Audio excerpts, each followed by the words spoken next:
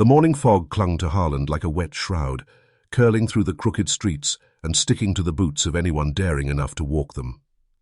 Elias Croft, 34, land surveyor from Louisville, felt it crawl into his lungs with every step, a chill deeper than mere cold. He tied his horse, Clover, to the post outside Mercer's general store, the leather straps stiff and smelling faintly of hay and smoke. Inside, the air was warmer, but carried the scent of aged wood and the tang of dried tobacco, lingering like a warning. Heading up toward Blackpine Ridge? The question came from Silas Mercer, the store's proprietor, a man so old his skin hung like cracked parchment and his eyes the color of cold ash. Elias spread his maps across the counter, crisp lines and careful markings, evidence of measured distances and precise terrain. "Bureau of Land Management sent me to survey the northern plots," Elias replied, trying to keep his tone professional, "before winter sets in." Silas's gaze didn't land on the map. It lingered on Elias.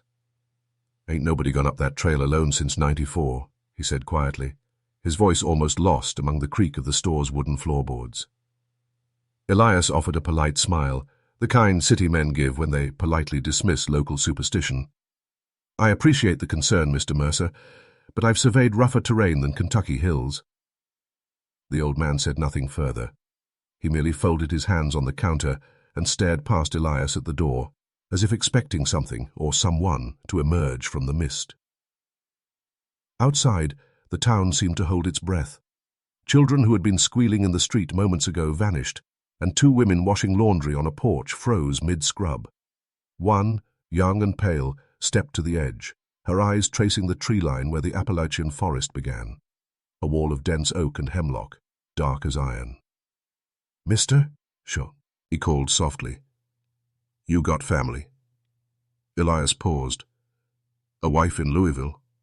She nodded, her gaze drifting toward the looming shadows. "Write her tonight," she whispered, "before you go up." He chuckled and shook his head. The idea seemed quaint, unnecessary. The trail he now followed was nothing more than a faint crease through the underbrush, barely wide enough for horse and man. By midday, the sky had darkened to the color of a bruise, pressing down through the canopy with an unnatural heaviness. Elias stopped to record his first survey point. Elevation 2,340 feet. Soil composition, slope gradient, exact coordinates, everything meticulously logged. Clover, his steady companion of 6 years, suddenly stiffened. Her ears pricked, nostrils flaring, eyes wide and trembling. She refused to move, planting all 4 hooves with a defiance Elias had never witnessed. Then, a deep, low vibration rolled through the ground beneath them. Not the familiar tremor of wind through the trees, nor the rumble of distant horses. It was something older, something patient, something waiting. Elias bent close to Clover, whispering reassurances she did not hear. And from the shadows of Blackpine Ridge, a sound that did not belong to any animal, human, or storm echoed. A long, hollow cry that cut through the mist and settled deep into the bones of the earth. Something was watching. Something was moving. And it was closer than he realized. Before we go deeper, understand this. This story isn't for everyone. If you're still here, you're one of the few who can face what America buried. Subscribe now, and tell me in the comments, what state are you listening from? And would you dare hear this story from your own backyard? Chapter 2. Whispers Among the Pines. The cry had faded, but the forest did not return to silence. Instead, a subtle, almost imperceptible murmur threaded through the pines, a susurration like voices speaking just out of reach. Elias tightened his grip on Clover's reins, tasting the metallic tang of adrenaline on his tongue. The fog had thickened, curling between the tree trunks like ghostly fingers, carrying the damp, loamy scent of decay and moss. He tried to shake the unease. "Just nerves," he muttered to himself. Yet every step forward along the narrow trail pressed him deeper into a living shadow. The rough bark of the hemlock scraped against his sleeve as he guided Clover, the horse's shivering body pressing against his leg. Somewhere above, a bird, if it could be called that, cracked a single shrill note, then fell silent. The underbrush was thick with fallen leaves, damp and brittle underfoot, releasing a pungent, earthy aroma with each careful step. Elias paused at a natural clearing, scanning the ridge. Sunlight struggled through the dense canopy, painting the forest floor in splotches of sickly yellow. He could hear the distant rush of a stream, though the sound seemed oddly distorted, as if travelling through water and air at the same time.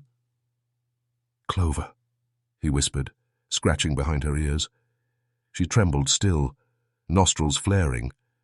The mare's ears rotated sharply toward the east, where the trees grew unnaturally close together, their roots twisted and knotted.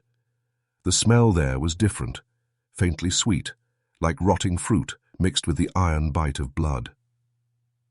Elias's boots caught on something buried in the leaves. He bent down and brushed it away. A small, cracked ceramic doll, its face worn, eyes hollowed out. He picked it up, holding it gingerly, the chipped porcelain cold against his fingers. How had it ended up here, in the middle of the ridge, miles from a bar, nigh settlement? A sudden crack, a branch snapping nearby, made Clover bolt. Her hooves tore at the earth, and Elias barely managed to steady her. His heart thumped painfully against his ribs. He scanned the trees, catching only shifting shadows. No one. No creature. Just watching. Then he heard it. A whisper. Low, raspy, as though the forest itself were speaking. "Turn back." Elias froze, the hairs on his neck bristling. He glanced at the ridge above, where the trail seemed to vanish entirely into blackness. The wind carried a faint, icy draught, and with it a smell of smoke and iron, like something long dead, burning in a hidden fire. He swallowed hard, fighting the chill creeping through his chest. Something in the distance moved, just beyond sight, something large, silent, deliberate. The sound of snapping twigs repeated, rhythmic, almost like footsteps circling him. Elias knew one thing for certain. He was no longer alone, and whatever shared the forest with him had been waiting. Chapter 3. The eyes in the canopy. The forest seemed to hold its breath, each tree a sentinel, each shadow a threat. Clover snorted nervously, stamping her hooves into the damp earth, sending up the sharp, tangy scent of crushed leaves and pine sap. Elias adjusted the pack on his back, the leather straps slick against his sweating skin, and tried to calm his racing thoughts. Up ahead, the trail narrowed to barely a footpath, roots twisting like the fingers of the forest itself, reaching out to snag his boots. He could hear the whispering again, faint this time, almost drowned by the wind rustling through the hemlock needles. It was a language he did not know, yet somehow understood, a warning carried in syllables of shadow. Elias paused on a slight rise, squinting through the dim light. Something shifted in the canopy, a flicker of motion too quick to be a bird, too deliberate to be the wind. Heart hammering, he squinted harder. Two eyes glimmered, reflecting the grey light like wet stones. They vanished before he could get a full look, leaving only the hollow echo of the ridge. He shook his head. "No, it's nothing." But even as he said it, a chill crawled down his spine. The forest was no longer just trees and underbrush. It was a living, watching entity. Each sound, every snap of a twig, rustle of leaves, seemed amplified, echoing against unseen cliffs and hollow spaces. The sweet iron scent lingered again, and Elias could almost taste it, metallic on his tongue. Clover shied at the sudden sound of rushing water closer than before. Elias approached a narrow creek, its water black with shadow, the current moving sluggishly over rocks slick with moss. He bent to dip his hand in, and the water was icy, biting his skin. But something made him freeze, a faint footprint in the mud across the creek, human in shape, but far too large to belong to any man he knew. "Who's there?" "Eh?" he called, voice catching in his throat. Only silence answered, broken by the distant caw of a crow. He remembered the stories Silas Mercer had hinted at, stories of vanished travellers, whispers of a presence older than any man in Harland. Legends told of the ridge consuming those who dared tread it alone, though no one alive had survived to tell the tale. The forest had its own memory, its own hunger. A sudden gust sent leaves spiraling, and with them came the faint, unmistakable scent of smoke. And something else, a rot that made his stomach turn. Clover's ears pinned back and she snorted, stamping toward him, urging him to move. Elias glanced back at the path he had followed. The trees behind seemed different, denser, darker, as if the forest had rearranged itself while he looked away. The whispering rose again, urgent now, like dozens of voices circling him, warning him. And then he heard it, a low, guttural growl, deep and resonant, vibrating through the earth itself. Not an animal he had ever known, something waiting in the shadows, something patient, something that had been following him long before he'd even crossed the town's edge. Elias's blood ran cold. The trail ahead seemed to vanish completely into darkness, the ridge swallowing the path as if it had never existed. And from somewhere above, in the twisted branches of Blackpine Ridge, the eyes reappeared, watching, unblinking, hungry. Chapter 4. The Trail That Disappears. Elias felt the forest close in around him. Every snap of a twig, every rustle of a leaf seemed amplified, pressing against his ears like whispers just beyond comprehension.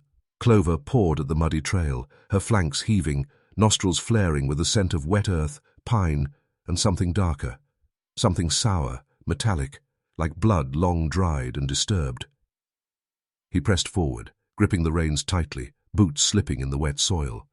The fog had thickened, rolling over the trail like smoke from a hidden fire.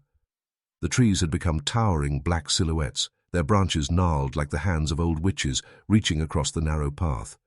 Every sense screamed at him to stop, but he pressed onward, curiosity, duty, and stubbornness intertwining in a dangerous mix. The trail twisted sharply, and suddenly Elias's foot caught on a root hidden beneath the thick leaf litter. He stumbled, letting out a curse as Clover stumbled as well, nearly falling. The mare trembled violently, snorting, ears pinned back, staring toward the dense brush to their right. A whisper rose again, low and fragmented, threading through the fog like a song only the dead could sing. Elias strained to hear, heart hammering in his chest. Something moved in the shadows, a shifting, sinewy figure that slipped behind trees faster than he could track. He blinked, and it was gone, but the scent remained, smoky, metallic, a stench that made his stomach twist. "Who's there?" he demanded, voice raw, trembling. Only the wind answered, carrying a chill that bit into his lungs. He pressed on, forcing Clover through a thick copse of hemlock. The branches scraped against his face, tearing at his coat, and the air grew heavier, damp and putrid. The forest was no longer just a mass of trees. It felt alive, as if the shadows themselves had teeth. Then he saw it. A clear, or perhaps a trick of the fog, but the ground ahead was littered with objects, broken tools, splintered wood, fragments of clothing, and small, cracked dolls. The dolls' hollow eyes seemed to stare at him from the mist, accusing him, warning him. A sudden breeze carried a faint, wet smell, something rotting, maybe a small animal, maybe something worse. Clover whinnied sharply, backing toward him. Her ears were flat, her body taut. Elias followed her gaze and froze. Footprints, large, deep, human in shape, but far too wide for any ordinary man, marred the muddy ground, leading directly toward the forest's shadowed heart. They weren't fresh, but they weren't old either. They were waiting. A sudden crack split the air, like a whip of wood breaking. Elias spun, but the fog had swallowed the sound. His pulse thundered in his ears. Somewhere deeper in the ridge the forest was moving, not wind, not animal, but deliberate, watching, hunting. Elias swallowed hard, the metallic taste of fear sharp on his tongue. The path ahead disappeared entirely into the mist, the trees blending into a wall of darkness. And in that moment, he realized. He had no idea where the trail even went. Something stirred in the shadows behind him. Something patient. Something that had waited a long time for someone foolish enough to walk alone. Chapter 5. The Heart of Blackpine. Elias forced Clover forward, every step a struggle through thick mud and fallen leaves, that seemed to swallow the sound of his horse's hooves. The fog clung to his coat and hair, cold droplets stinging his skin, mixing with sweat. The forest smelled sharper now, earthy decay, damp pine, and that faint metallic tang that made him taste blood on his tongue. The further he went, the more unnatural the ridge felt. Trees grew impossibly close together, their roots rising from the ground like skeletal fingers. Shadows moved between the trunks, fleeting but deliberate, as if watching, waiting for a misstep. The broken dolls he had seen earlier now littered the path more densely, each one smaller, cracked, missing an arm or a leg, their porcelain faces pale in the muted light. Clover shivered violently, pressing against his leg. He bent down, whispering, "It's all right, girl. Just a little further." But her flanks were tight with tension, ears flat, tail stiff. Something unseen was circling them, something patient. A sudden snap echoed through the trees, a branch breaking not under wind or weight, but deliberately. Clover whinnied and spun, tossing her head, sending Elias stumbling backward. His hand grazed something solid in the mud. A small rusted iron trinket, etched with strange symbols he didn't recognize. He picked it up, running a finger along its edges. The iron was cold, almost alive, and the symbols seemed to shift under his gaze. A gust of wind carried whispers, low and fragmented, like a chant just beyond comprehension.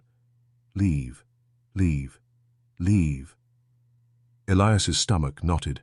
He remembered Silas Mercer's warning, the young woman's plea, and the stories he'd laughed off, legends of vanished travelers, of the forest claiming the foolish or the lonely. It was all true. And now he was in its heart. Up ahead, the fog thinned slightly. Reverie, ailing a narrow ravine. Water tumbled over jagged rocks, black and foaming, carrying a stench of rot.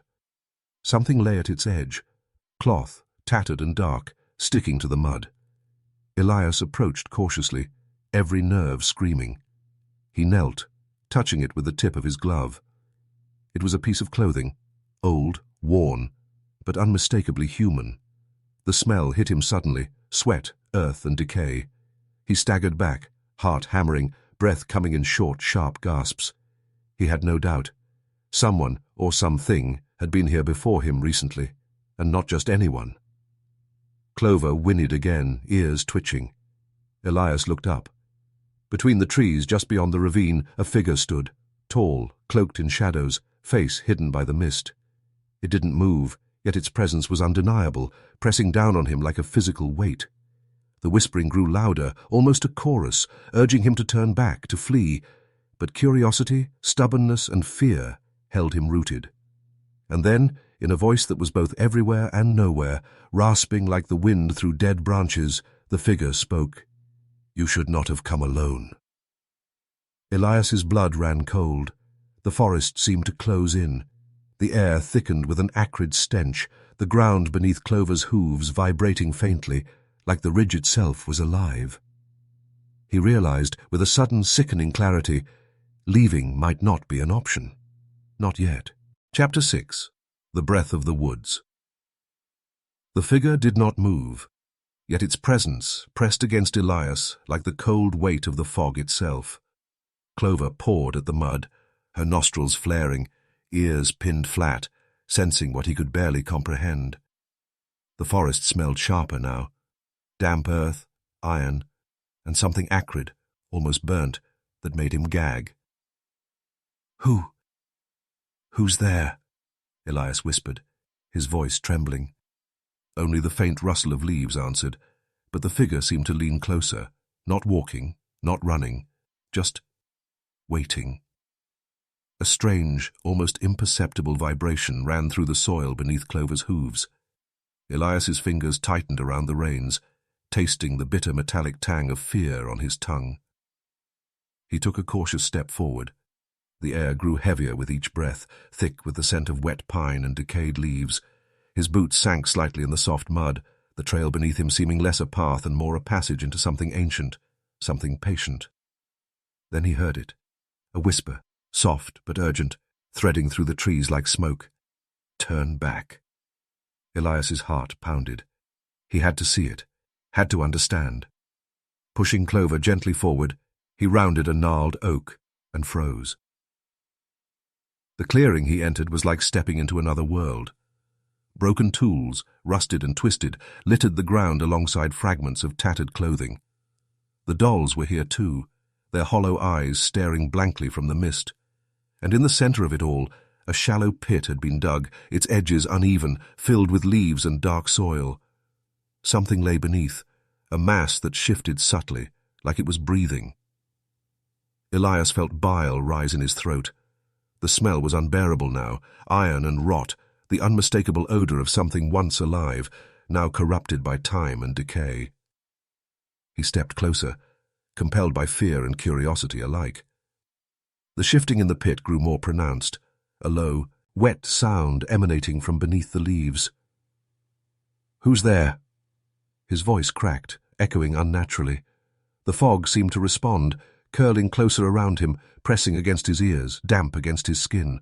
Clover trembled violently, and Elias felt a brush against his arm, light, almost imperceptible, yet chilling, like the ghost of a hand grazing him through the fog.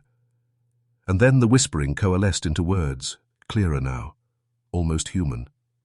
"Leave, before it finds you." Elias's gaze snapped upward. The figure in the mist had not moved, but its eyes were visible now, glinting faintly, reflecting the grey light like twin stones buried in darkness. The forest itself seemed alive, inhaling and exhaling around him. The ground quivered. Clover whinnied sharply, snorting at something only she could see. Something was in the clearing with them, something old, something patient, something that had waited decades for someone foolish enough to wander alone. Elias took a step back, heart hammering, mind racing. And then he saw movement, a shadow darting between the trees at the edge of the pit, too fast to track, leaving a whisper of cold air in its wake.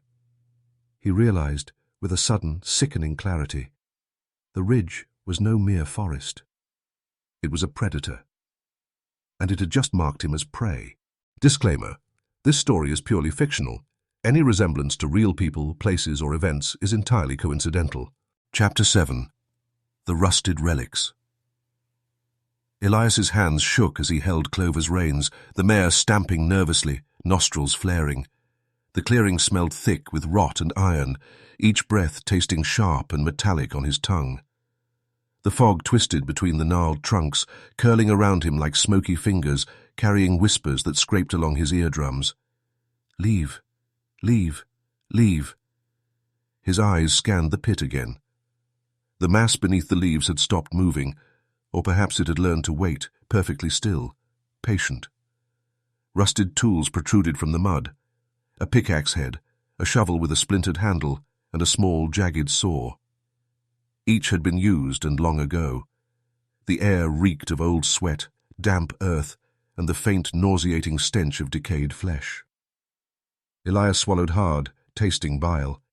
He stepped closer to examine the relics, curiosity wrestling with terror.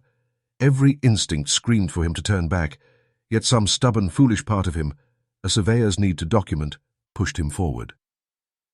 Clover whinnied again, pressing close. Her ears twitched toward the trees bordering the clearing, where shadows seemed thicker, darker. The wind stirred faintly, carrying a sound like scraping nails across bark.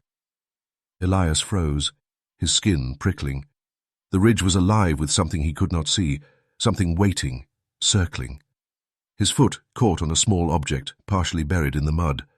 Brushing away the leaves, he uncovered a tiny rusted locket. He pried it open with trembling fingers. Inside, the faded photograph of a young girl stared back at him, her eyes empty, hollow, yet unnervingly lifelike. The air seemed to thicken. A faint, wet whisper rose from the pit. "You shouldn't be here." Elias's stomach twisted. This was no ordinary forest, no natural decay. Something had been collecting, leaving traces, remnants of those foolish enough to wander here alone. He realized with a sick certainty that Blackpine Ridge had memory. It remembered trespassers. It consumed them. Then a sound cut through the mist, a soft, deliberate rustling, coming from the trees beyond the pit. Clover snorted, shivering violently. Elias turned slowly. The shadows shifted, coalescing into a tall, indistinct shape. Its eyes glinted faintly in the grey light, sharp and hungry, unblinking.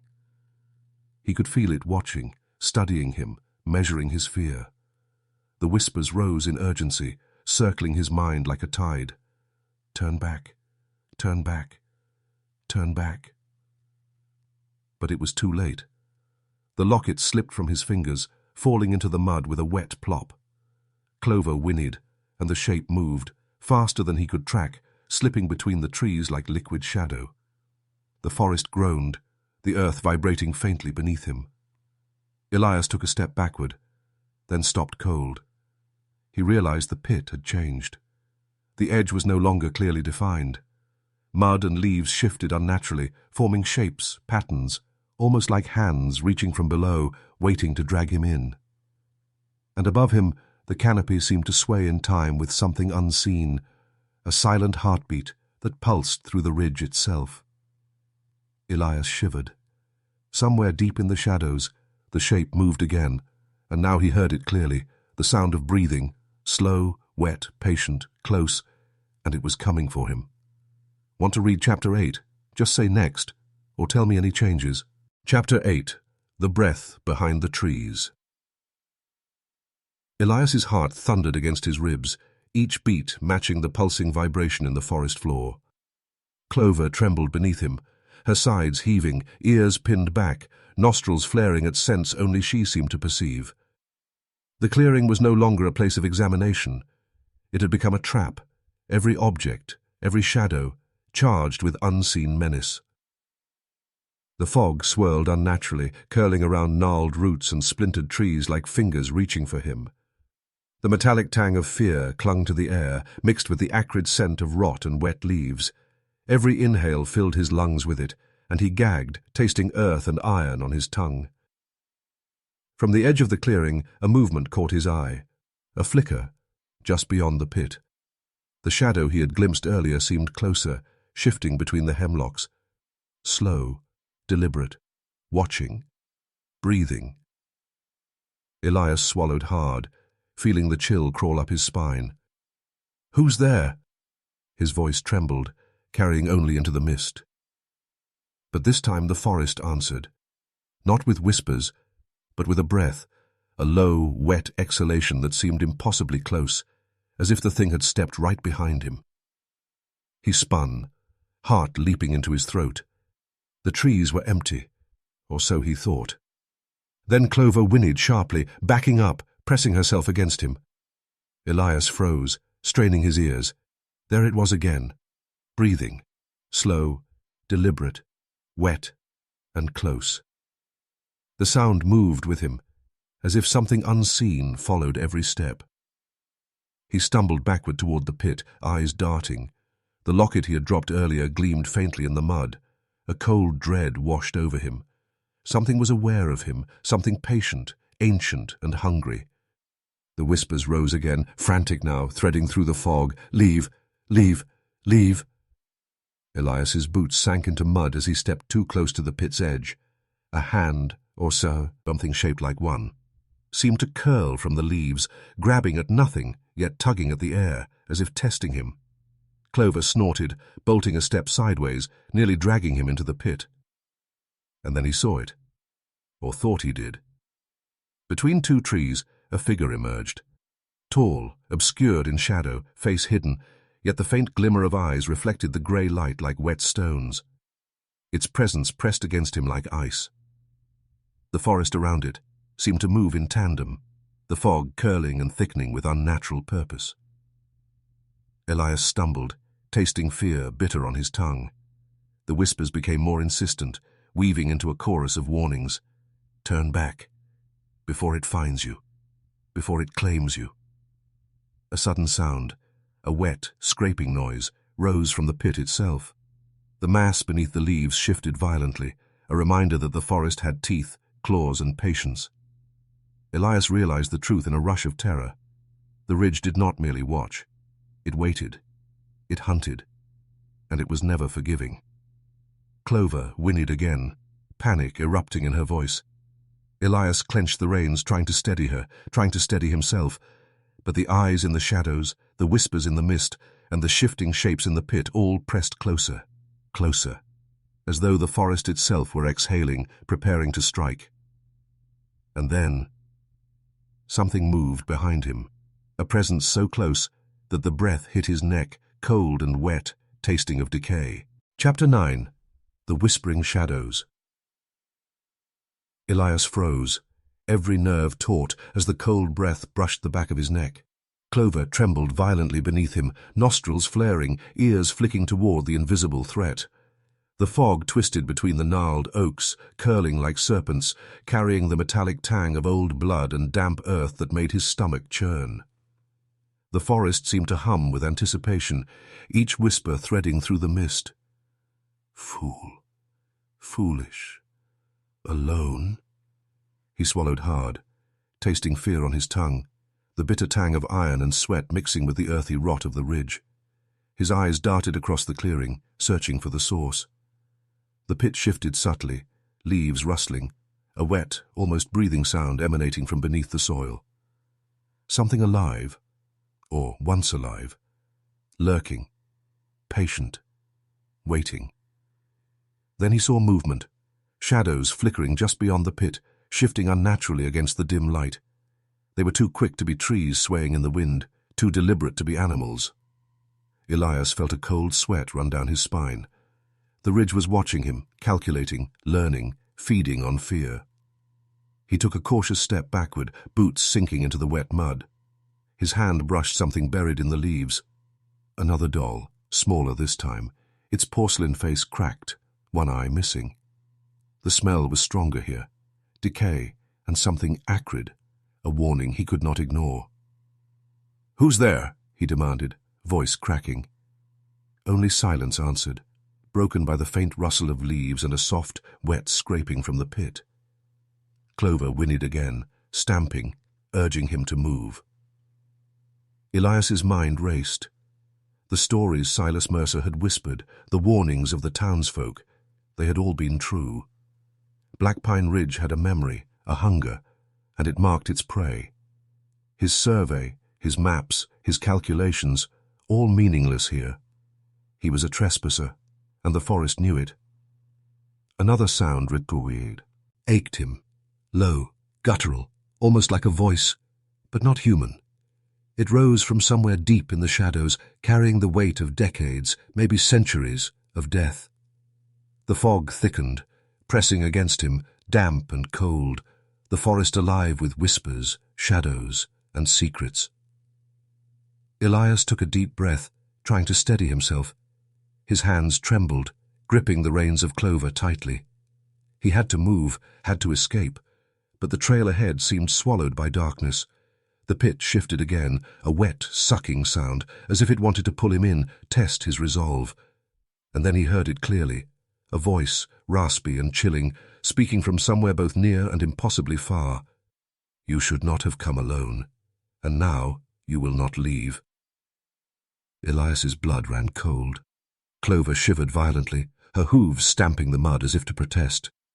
The ridge had made its claim, and he understood with crushing certainty that nothing in Harland, no map, no warning, no story, had prepared him for what was coming. Chapter 10. The silent pursuer. Elias's pulse thudded painfully in his ears, each beat echoing the dread pressing into his chest. Clover pawed at the ground, snorting sharply, nostrils flaring as she sensed something invisible, yet all too real, closing in. The fog swirled, curling around gnarled roots and broken branches, thick with the acrid tang of rot and iron, almost choking him. He took a cautious step forward, the wet leaves crunching under his boots. Every sound, his own heartbeat, Clover's anxious whinnies, the subtle rustle of unseen movement, was magnified in the oppressive silence. The ridge was no longer just a forest. It was a predator, patient and calculating, watching his every step. The pit shifted again beneath the leaves. A faint, wet, sucking sound rose from it, accompanied by an almost imperceptible rustle of clothing, like the drag of something heavy and broken. Elias's stomach churned. He had the distinct, horrifying impression that whatever lay beneath the soil could see him, could anticipate his movements. Then the shadow moved. A tall, indistinct figure slipped silently between the trees, gliding over roots and mud without disturbing a single leaf. Its eyes caught the grey light, a faint glimmer, wet and hungry. It didn't run, it didn't walk, it just advanced, deliberate, unhurried, as if the forest itself were pushing it toward him. Elias's fingers tightened on Clover's reins, tasting iron on his tongue.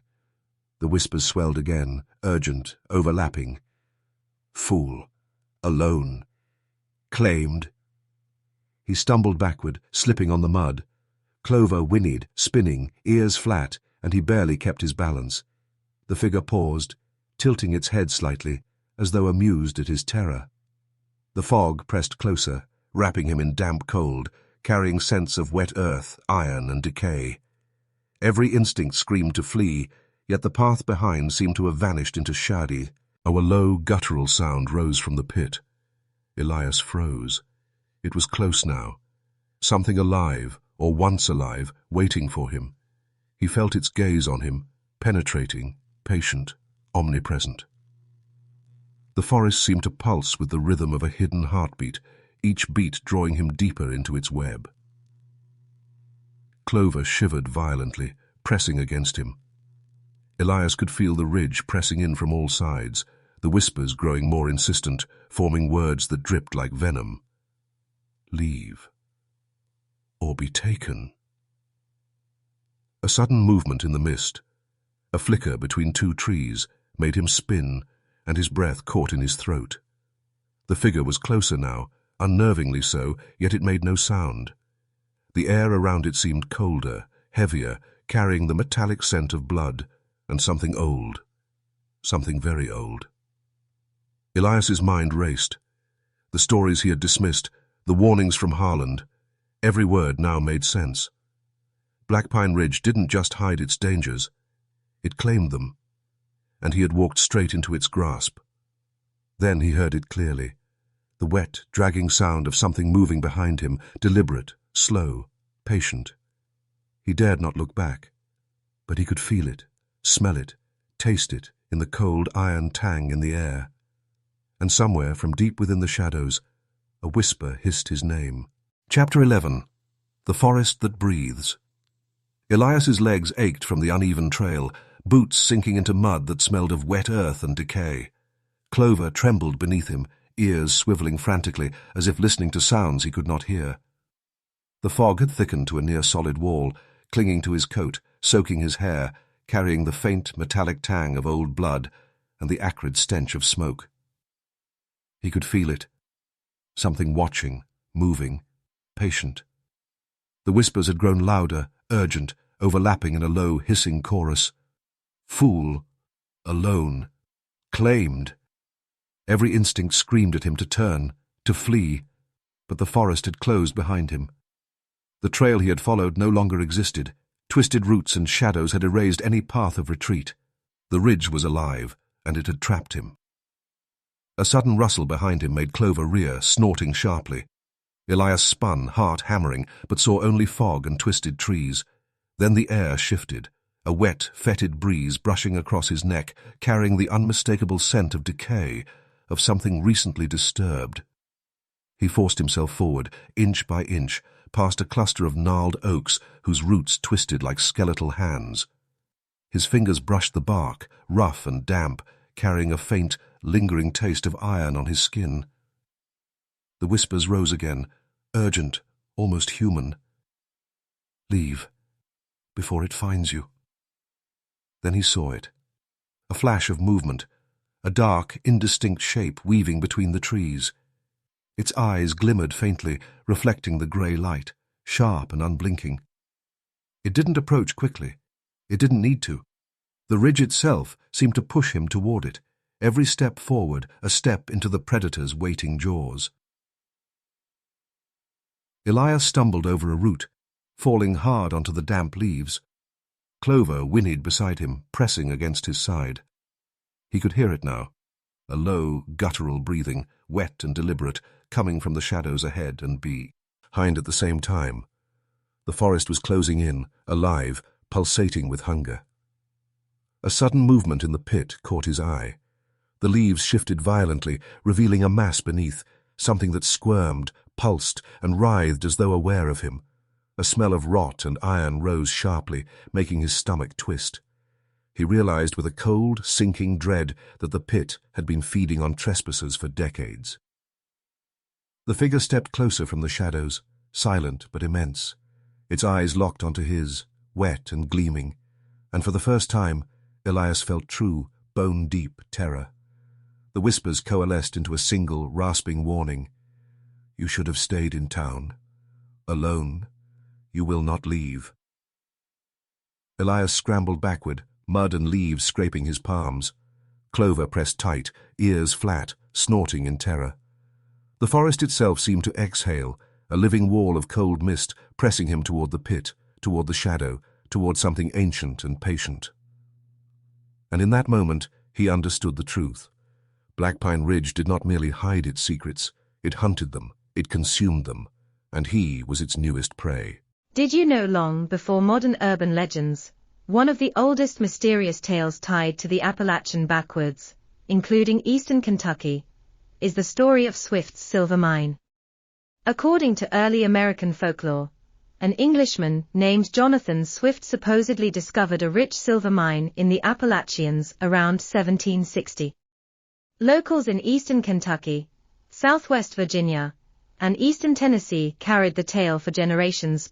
One of the earliest documented references to this mine appears in 1788, when surveyor John Filson mentioned it in his writings, but soon afterward, Filson himself disappeared in the wilderness while associated with the story.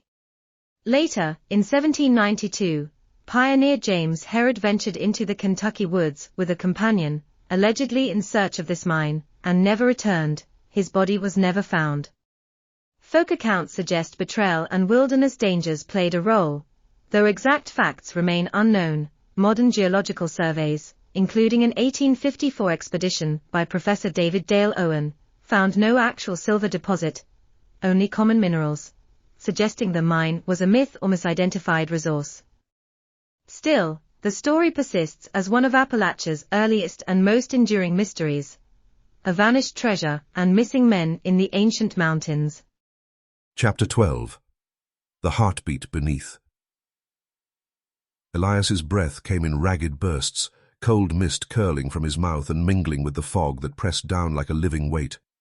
Clover trembled violently beneath him, nostrils flaring, ears flat and twitching toward every snap of a twig, every shifting shadow. The forest smelled sharp, earth, wet pine, iron, and that faint, cloying stench of something long dead, but not forgotten. The pit before him had shifted again. The leaves quivered as if something moved beneath them, a subtle, wet rhythm echoing like a heartbeat. He realized, with a sudden, sickening clarity, that the forest itself was alive, not just the trees or the shadows, but the earth beneath him, the roots, the soil, the mist. All of it watched, breathed, waited.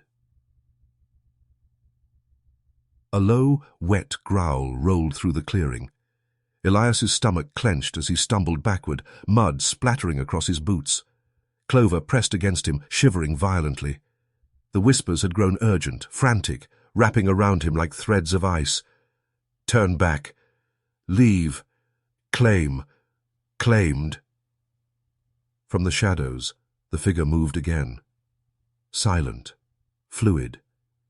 Its eyes glimmered faintly in the grey light, wet and unblinking, reflecting his own terror back at him. He forced himself to step forward, every muscle screaming, every instinct demanding flight. But the pit drew his attention again. The mass beneath the leaves writhed, shifting with deliberate purpose, like it had felt him step closer. Elias bent over, heart hammering, to examine a rusted relic at the edge of the pit. It was a small hand tool, corroded and slick with mud, but imbued with a strange aura, almost humming in the cold air. As he touched it, the whispers rose to a crescendo, overlapping into a chorus that rattled his mind. You should not be here. A sudden movement caught his eye, a flash of the figure between two trees. It stepped closer, and now he could see more. The shadow was tall, human-shaped, yet impossibly thin. its limbs twisting unnaturally in the fog. A wet, rasping breath rolled over him, cold as death, smelling of iron and rot. Elias's pulse surged. He understood viscerally that the ridge did not just hide its secrets, it punished those who sought them. The pit squirmed again, and Clover's hooves stamped the ground in terror, the earth vibrating faintly beneath them. Then he heard it clearly. The heartbeat, slow, wet, rhythmic. Beneath the pit, beneath the roots, beneath the ridge itself. The forest exhaled in time with it, pressing him forward toward something ancient, patient, and utterly merciless. Elias swallowed hard, feeling the metallic taste of fear flood his mouth. He had entered a world older than the town of Harland, older than memory, older than men. And the forest had already marked him.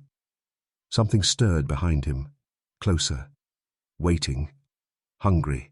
Chapter 13. The Hunger in the Shadows. Elias's hands were slick with mud and sweat, his lungs burning in the damp, iron-laden air. Clover trembled beneath him, ears flicking at every subtle sound, nostrils flaring at scents he could barely name. Decay, wet pine, old blood, and something far older, far fouler. The forest seemed to thrum around him, alive with a slow, pulsing rhythm that matched the wet heartbeat beneath the pit. The pit shifted again, leaves and mud quivering like the skin of some immense, waiting creature. Elias's pulse raced. The whispers rose, urgent, overlapping in a rasping chorus. Leave. Leave. Leave. Claimed. He tried to step back, but the roots of the hemlocks seemed to twist beneath his boots, snagging him, slowing him. The shadows between the trees thickened unnaturally, coiling like smoke, shifting closer with deliberate intent. Clover whinnied sharply, snorting, pressing tight against his side. From the corner of his eye he saw movement, a dark shape, taller than any man, gliding silently through the fog. Its eyes glimmered faintly, wet and hungry. Elias could feel the forest pressing him forward, the ridge itself exhaling, guiding him toward the pit, toward the shadow, toward whatever waited beneath. A wet, rasping breath rolled over him, colder than the October air, smelling of iron and decay. He shivered violently, tasting fear and the faint tang of blood on his tongue. The whispers coalesced into words that chilled him to the bone. You cannot leave alone. Elias stumbled backward, his hand brushing the edge of the pit. Something beneath it shifted violently, wet and deliberate, like the earth itself had teeth. He felt a pull, not physical but mental, drawing him closer to the darkness, closer to the unknown entity that had haunted the ridge for decades. Clover bolted suddenly, pulling him to one side. He scrambled mud and leaf, as clinging to his coat, and caught a glimpse of the figure again. It did not run. It did not walk. It glided forward, limbs twisting unnaturally, its presence pressing down on him like cold stone. The pit writhed one final time. Elias could see fragments of old bones, rusted tools, and tattered clothing beneath the mud and leaves. The forest exhaled again, the heartbeat beneath the soil pulsing violently, synchronized with something ancient and hungry. And then a whisper, sharper, closer, directly into his ear. Your fear feeds me. Elias froze, a cold sweat running down his spine.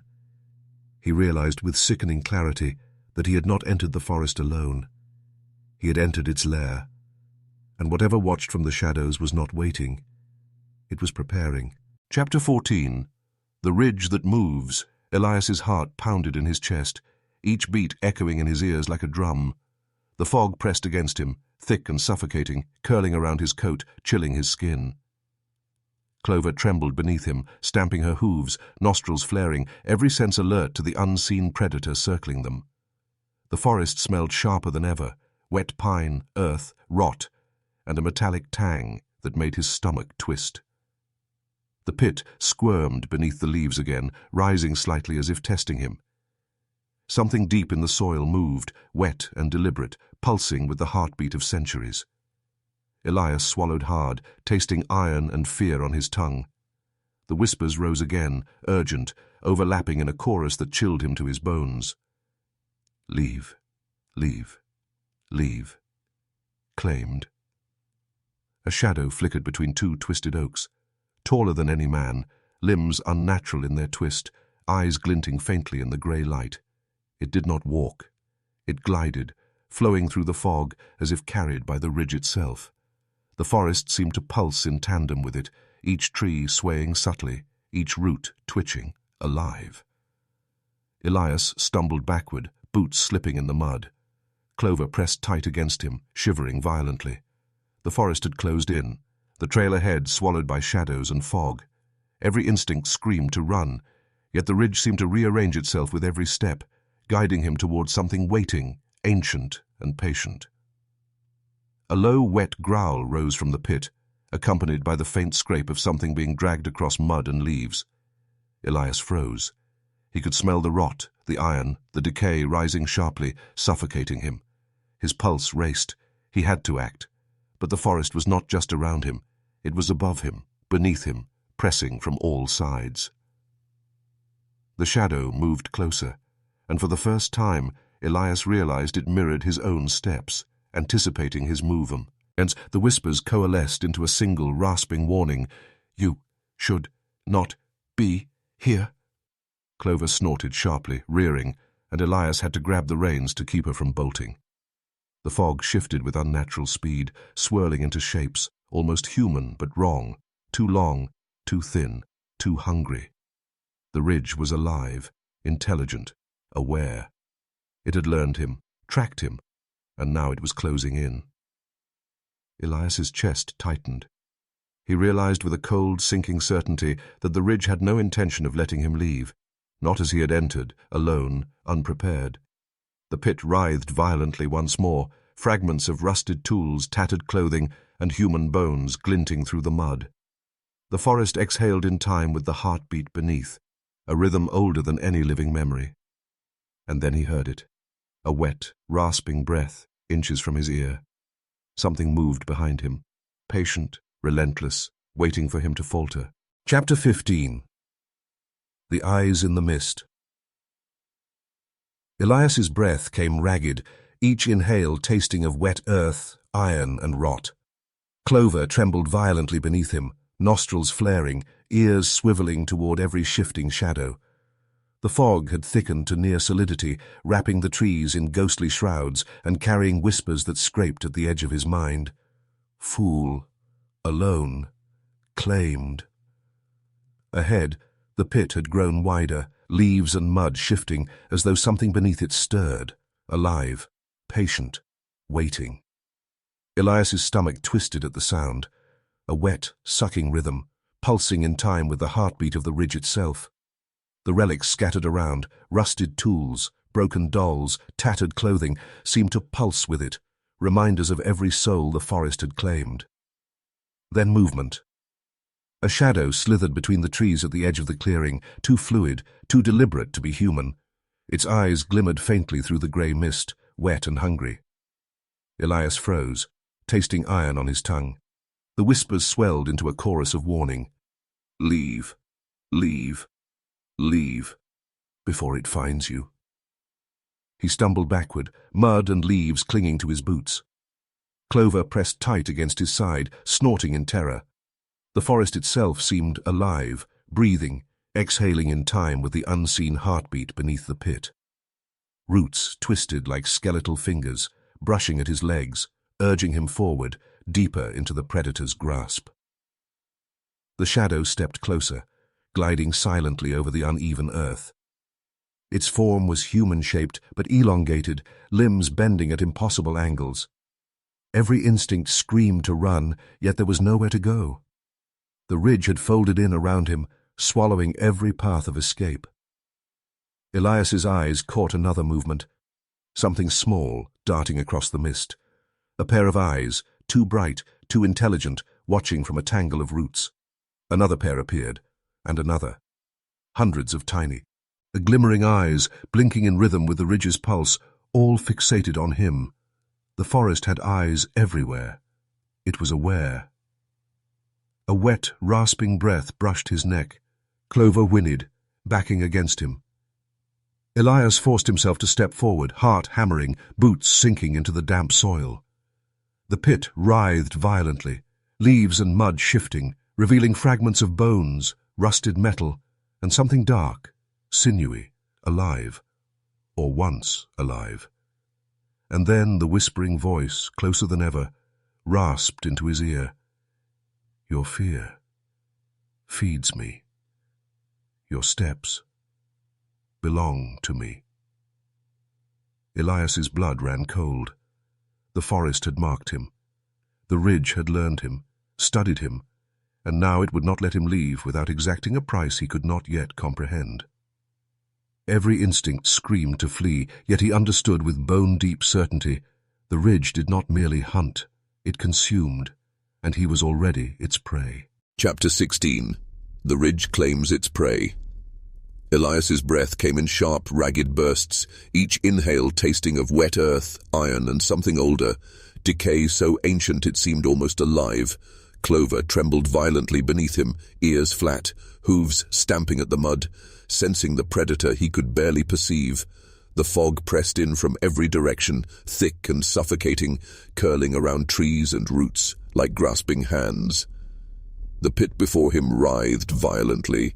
Mud and leaves shifted, revealing fragments of rusted tools, tattered clothing and bones, some small, some unmistakably human. The whispers now surged in a frantic chorus. Leave, leave, claimed, claimed, claimed. Elias stumbled backward, boots slipping, mud clinging to his coat. Clover pressed tight against him, snorting sharply. The shadow moved closer, tall, impossibly thin, gliding rather than walking. Its wet, glinting eyes tracked his every movement, unblinking, patient, and utterly merciless. The forest itself seemed to pulse, roots twisting beneath his feet, branches swaying unnaturally, fog wrapping tighter around him. Every instinct screamed to run, but there was no path. The ridge had swallowed the trail behind him, reshaped the world around him into a trap. A wet, rasping breath grazed his neck, colder than ice, smelling of iron and rot. He turned slowly, forcing himself to face the shadow. Its elongated limbs bent at unnatural angles, gliding through the fog toward him, and behind it, the pit pulsed in time with a heartbeat that was not his own. Elias felt a pull, a force he could not resist, dragging him toward the pit. Clover whinnied violently, shoving against him, and he grabbed her reins with shaking hands. The whispers swirled around him, now more like a chorus chanting his name, each syllable dripping with menace. Your fear, your steps, belong to me. He realized with bone-deep terror that the forest had claimed him. It had studied him, measured him, and now it would feed on him. The ground beneath the pit shuddered, a wet, sucking rhythm, as if the earth itself sought to drag him in. Then the shadow lunged, or at least it seemed to. The fog surged around it, and a gust of icy air slammed into him, tasting of iron and decay. Clover reared violently, hooves scraping mud, snorting, and Elias scrambled backward, nearly falling into the pit. The forest held its breath, waiting. The whispers ceased for a heartbeat, then returned, louder, closer, and more insistent than ever. You belong to the ridge. Elias's mind raced, heart hammering. He had reached the edge of something older, darker, hungrier than any man or animal. The ridge had awakened fully, and now it demanded its due. Chapter 17. The heart of Blackpine. Elias's lungs burned, each breath thick with fog, iron, and the bitter taste of fear. Clover trembled beneath him, muscles taut, ears flicking at sounds no human could detect. The forest pressed in from all sides, alive and sentient, whispering in a chorus that clawed at his mind. Fool. Alone. Claimed. Forever. The pit writhed violently, leaves and mud shifting as though something beneath it was alive. And it was. He could see fragments of rusted tools, tattered clothing and bones, glinting faintly through the mud. Each piece told the story of those who had ventured before him, who had disappeared into the ridge's hungry grasp. The shadow glided closer through the mist, taller than a man, limbs bending unnaturally, eyes wet and gleaming. The heartbeat beneath the pit pulsed in sync with the forest itself, slow, wet, deliberate, a rhythm that filled the clearing with its oppressive presence. Elias's chest tightened. He understood fully now. Blackpine Ridge did not merely hide its secrets. It collected them. It fed on fear. It waited centuries for the foolish, the curious, the unprepared. And now it had him. Clover reared violently, stamping mud, snorting, her body pressed tight against his. The whispers surged into his mind, sharper, angrier, almost physical. Your steps, your fear, belong to me. He scrambled backward, boots slipping in the mud, fingers clawing at roots, leaves, anything to steady himself. The shadow advanced slowly, inexorably, each step a promise of oblivion. He could feel it through the fog, through the wet earth, through the very air he breathed. The ridge was alive, aware, unstoppable. Then the pit surged. Something enormous, wet, pulsing, shifted beneath the mud and leaves. A low, guttural growl echoed through the clearing, vibrating his bones, rattling his senses.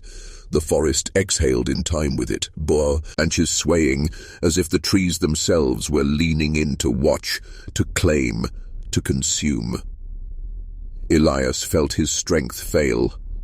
Clover pressed closer, shivering violently, but even her instinct could not escape.